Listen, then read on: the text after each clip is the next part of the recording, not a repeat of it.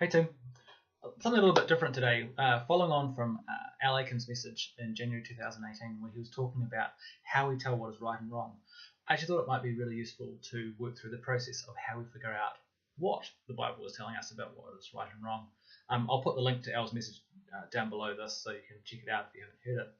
But we do have a whole lot of guidance in the scriptures for what we should and shouldn't do. And it's really useful, I guess, to be able to have a little bit of a process so we can figure out what it is that we need to do along the way. And obviously the first port of call for us is a direct commandment, is where the Bible directly references the situation that we're talking about and tells us what to do or not to do.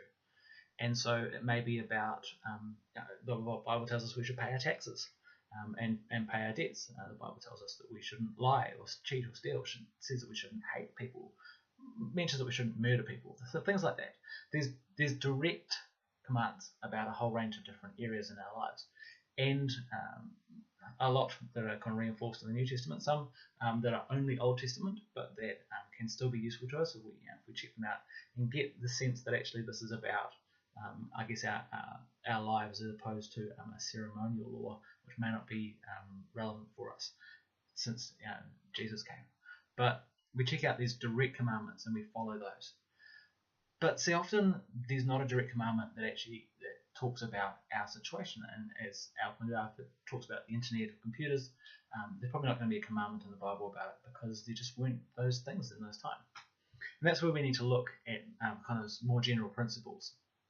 And one of the laws that I often smile about, there's a comment in the Old Testament actually about if you see someone's donkey has fallen down under its load in the road, you should go and help it up and help them get it up and get going.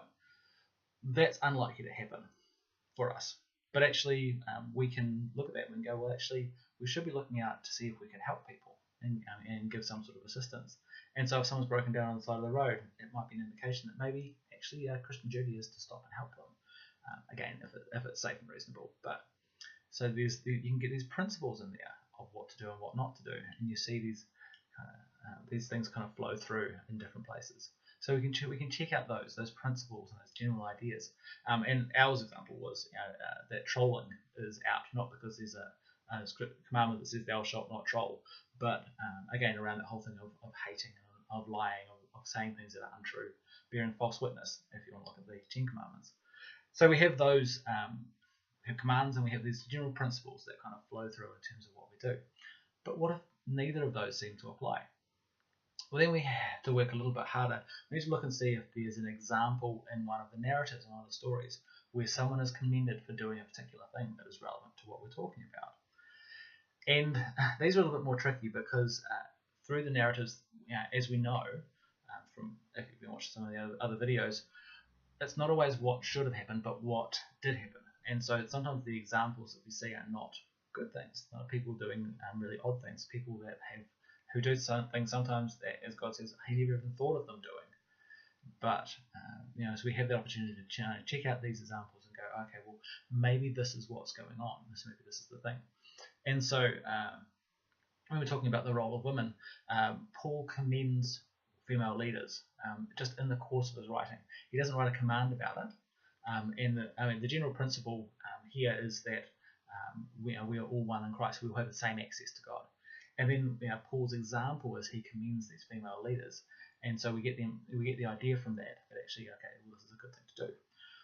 So we can check out those examples. This is probably one where you want to start asking some other people about it as well, just to get a sense of am I looking at an example of someone who did the right thing or not? Because otherwise you get into some of the people in Judges who even some of the bizarre and sometimes just plain wicked things that they do, God manages to redeem them and use them for stuff, but it doesn't mean that the act itself was a great idea. If you've gone through all those steps, you've looked for a command, you've looked for a principle, you've looked for an example, and none of this is helping you out, then it comes back to checking your conscience. So actually praying about it and seeing, well, how does this feel? And again, this is a great place to be bouncing things off people. Most of the time this isn't the case. Most of the time the issues that we're dealing with, they will have been covered somewhere else in the decision-making process. But there are some things where it does come down to your conscience. If for example, if someone knocks on your door and asks you to donate to a particular charity, this is a conscious decision. Now, we have the principle that we should be generous, but we don't have to be generous to absolutely everyone. We have the principle that we need to be wise with our money, and we need to make sure that that things are in line with what we believe and what we hold up. But the Bible doesn't tell you whether you should give money to that particular charity or not. That's a conscious decision. That's down to your personal kind of perspective, how you feel about that particular charity, whether you know some things about them that might help you kind of figure that one out. So those things kind of fit in there. But in terms of the great kind of moral decisions, mostly we are not left on our own. It doesn't often come just down to conscience. And I guess the important thing to remember in amongst all of those is most of the time these great moral decisions don't need to be made in the moment. You can make some of them ahead of time. And so particularly if you're a young person in a relationship, you're not married, you can make some of those decisions ahead of time. No, I will not take my pants off. It's a kind of important step.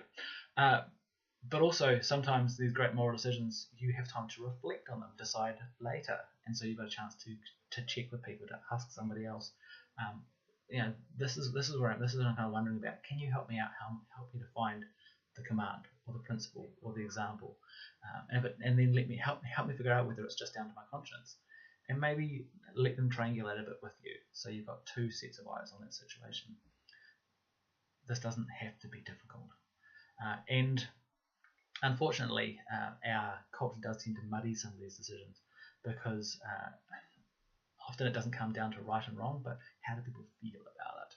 And often our feelings are not a great guide to what we should and shouldn't do. And conscience and feelings are different things. So thanks, team. Hopefully that's a helpful process for you.